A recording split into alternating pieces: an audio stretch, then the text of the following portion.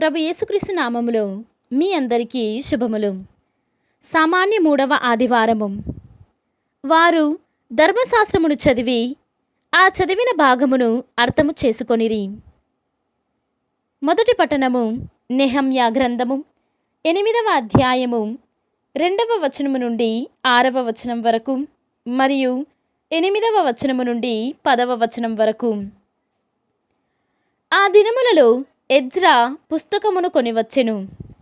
అచట స్త్రీలు పురుషులు ధర్మశాస్త్రమును అర్థము చేసుకొను పాటి ప్రాయము గల పిల్లలు గుమిగూడియుండిరి. అతడు మైదానముననే ప్రజల ఎదుట ఉదయము నుండి మధ్యాహ్నము వరకు గ్రంథమును చదివెను. ఎల్లరూ సావధానముగా వినిరి. ఆ సమావేశమునకు గాను ప్రత్యేకముగా నిర్మించిన కొయ్య వేదిక పైకెక్కి ఎజ్రా ధర్మశాస్త్రమును చదివెను. అప్పుడు మతిత్య, షేమ, అనాయ, ఊరియా, హిల్కియా, మాసేయ అతని కుడి ప్రక్కన నిలుచుండిరి. అతని ఎడమ ప్రక్కన పెదయ, మిషాయేలు, మల్కియా, హాషూము, హబ్షాదానా, జకర్యా, మోషుల్లాము నిలుచుండిరి. ఎజ్రా వేదిక నెక్కియుండుటచే అందరికంటే ఎత్తున నిలబడెను. కనుక ప్రజలెల్లరూ అతని వైపు చూచుచుండిరి. అతడు గ్రంథము విప్పగానే జనులెల్లరూ లేచి నిలుచుండిరి. ఎజ్రా మహాదేవుడైన ప్రభువును స్తుతించెను. ప్రజలెల్లరూ చేతులు పైకెత్తి ఆమేన్, ఆమేన్ అని బదులు పలికిరి. అటు పిమ్మట ఎల్లరూ నేల మీద సాగిలపడి ప్రభువును ఆరాధించిరి. ఎజ్రా ధర్మశాస్త్రమును చదివి దానిని అనువదించెను. దాని తాత్పర్యమును వివరించెను. ఆ చదివిన భాగమును ప్రజలు అర్థము చేసుకొనిరి. ప్రజలు ధర్మశాస్త్రమును ఆలించి దుఃఖము పట్టలేక బోరున ఏడ్చిరి. కనుక నెహమ్యా, ఎజ్రా ప్రజలకు బోధ చేయుచున్న లేవీయులు జనులను చూచి, ఇది ప్రభువునకు పవిత్ర దినము కనుక మీరు దుఃఖింపవలదు. ఇక ఇంటికి వెళ్ళి క్రొవ్విన మాంసమును మధుర పానీయములను సేవించి ఆనందింపుడు. మీ అన్నపానీయములను పేదలకు కూడా పంచియుండు. నేడు ప్రభువునకు పవిత్ర దినము కనుక మీరు దుఃఖింపవలదు. ప్రభువు మీకు ప్రసాదించిన ఆనందమే మిమ్ము అధిక బలవంతులను చేయును అని పలికిరి. ఇది ప్రభువాక్కు. సర్వేశ్వరునికి వందనములు. భక్తి కీర్తన. ప్రభు, నీ మాటలు ఆత్మయు జీవమునై ఉన్నవి. మీ అందరూ క్రీస్తు శరీరము. ప్రతి వ్యక్తి దానిలోని ఒక భాగమే. 2వ పట్టణము పునీత చిన్నప్ప గారు కొరింథీయులకు రాసిన మొదటి లేఖ 12వ అధ్యాయము 12వ వచనము నుండి 30వ వచనం వరకు. సోదరులారా, క్రీస్తు పెక్కు అవయవములు గల ఒకే శరీరము వంటివాడు. పెక్కు అంగములతో కూడినను శరీరము ఒకటే కదా. అట్లే యూదులమైనను అన్యులమైనను బానిసలమైనను స్వతంత్రులమైనను మనము అందరము ఒకే ఆత్మయందు ఒకే శరీరములోనికి జ్ఞానస్థానము చేయుటకు ఒకే ఆత్మ ఒసగబడెను. శరీరము ఒకే అవయవముతో కూడినది కాదు, అది పెక్కు అంగములతో కూడినది. నేను చేతిని కాను కనుక నేను శరీరమునకు చెందిన దానను కాను అని పాదము పలికినచో అది శరీరమున ఒక భాగము కాకపోదు. నేను నేత్రమును కాను కనుక నేను శరీరమునకు చెందిన దానను కాను అని చెవి పలికినచో అది శరీరమున ఒక భాగము కాకపోదు. శరీరమంతయును ఒక్క నేత్రమైనచో అది ఎట్లు వినగలదు? శరీరమంతా ఒక్క చెవియే అయినచో అది ఎట్లు వాసన తెలుసుకొనగలదు? కాని తన సంకల్పానుసారముగా ప్రతి అవయవమును దేవుడు శరీరమున చేర్చెను. అంతయు ఒకే అవయవమైనచో శరీరమే ఉండదు.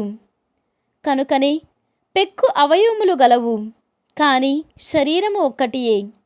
కాబట్టి నీతో నాకు అవసరం లేదు అని కన్ను చేతితో పలుకజాలదు. అట్లే మీతో నాకు పని లేదు అని శిరస్సు పాదములతో పలుకజాలదు. అంతేకాక బలహీనముగా తోచు అవయములు లేకున్నచో మనము జీవితము గడపజాలము. ముఖ్యమని మనము భావింపని అవయములనే ఎంతయో శ్రద్ధగా చూచుకొందుము. అందవిహీనములైన శరీర భాగములు ఎక్కువ శ్రద్ధను పొందగా, అందముగా ఉన్న శరీర అవయములకు ఆ శ్రద్ధ అవసరము లేకపోవచ్చును. గౌరవహీనులమగు అవయములకు అధిక గౌరవము కలుగుటకై దేవుడే మన శరీరములను అట్లు ఏర్పరచెను. కనుక శరీరములో వైరుధ్యములు లేవు. దాని యందలి విభిన్న అవయవములన్నీ ఒక దానిపై ఒకటి సమాన శ్రద్ధను ప్రదర్శించును. శరీరమున ఒక్క అవయవము బాధపడినచో దానితో పాటు అన్ని అవయవములు బాధపడును. ఒక అవయవము గౌరవము పొందినచో దాని ఆనందమున మిగిలిన అవయవములన్నీ పాలు పంచుకొనును. కావున మీరు అందరూ క్రీస్తు శరీరము, ప్రతి వ్యక్తి దానిలో ఒక భాగమే. దేవుడు శ్రీసభలో మొదట కొందరిని అపోస్తులుగాను, పిమ్మట కొందరిని ప్రవక్తలుగాను, తదుపరి కొందరిని బోధకులుగాను, ఆ పైన కొందరిని అద్భుతములు చేయువారిగాను, తరువాత కొందరిని స్వస్థత కూర్చు శక్తిగల వారిగాను, కొందరిని ఉపకారములు చేయువారిగాను, కొందరిని పరిపాలకులుగాను, కొందరిని వివిధ భాషలు మాట్లాడువారిగాను నియమించెను. అందరూ అపోస్తులా? అందరూ ప్రవక్తలా? అందరూ బోధకులా? అందరూ అద్భుతములు చేయుదురా? స్వస్థపరచు శక్తి అందరికీ కలదా? అందరూ వివిధ భాషలలో మాట్లాడుదురా? అందరూ వాని అర్థమును తెలియజేయుదురా? ఇది ప్రభువాక్కు. సర్వేశ్వరునికి వందనములు. ఈనాటి సువిశేషము పునీత లూకా గారు వ్రాసిన సువిశేషము 1వ అధ్యాయము 1వ వచనము నుండి 4వ వచనము వరకు, మరియు 4వ అధ్యాయము 14వ వచనము నుండి 21వ వచనము వరకు. ఘనత వహించిన థియోఫిలు, మన మధ్య జరిగిన సంఘటనలను వ్రాయుటకు అనేకులు ప్రయత్నించిరి. వారు వ్రాసిన ఈ సంఘటనలను మొదటి నుండి ప్రత్యక్షముగా చూచిన వారి వలన, సువార్తను బోధించిన వారి వలన మనము వినియున్నాము. కావున అన్ని విషయములను మొదటి నుండి జాగ్రత్తగా పరిశీలించిన పిదప వానిని నీ కొరకు వరుసగా వివరించి వ్రాయుట సముచితమని నాకు తోచినది. నీకు ఎరుక చేయబడిన విషయములను గూర్చిన వాస్తవమును నీవు గ్రహించుటకై ఈ గ్రంథమును వ్రాయుచున్నాను. పిదప యేసు ఆత్మబలముతో గలిలయ సీమకు తిరిగి వెళ్ళెను.